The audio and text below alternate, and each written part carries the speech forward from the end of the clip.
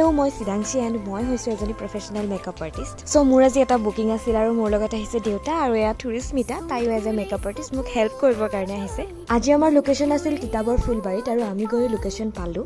ইমান যে বৰষুণ দিছে ৰাস্তাৰ অৱস্থা চাওকচোন এণ্ড আমি ক্লাইণ্টক লগ পালোঁ একচুৱেলি তাইৰ ভতিজাকৰ কাৰণে আমাক বুক কৰিছিল আৰু ইফালে আমিও আমাৰ কামত লাগিলোঁ আৰু এয়া হৈছে আজি আমাৰ মৰম লগা লিটিল ব্ৰাইড তাইৰ আজি তুলনি বিয়াৰ ৰিচিপশ্যন কি খবৰ তোমাৰ আজি তোমাৰ বিয়া তোমাক কেনেকুৱা মেকআপ লাগিব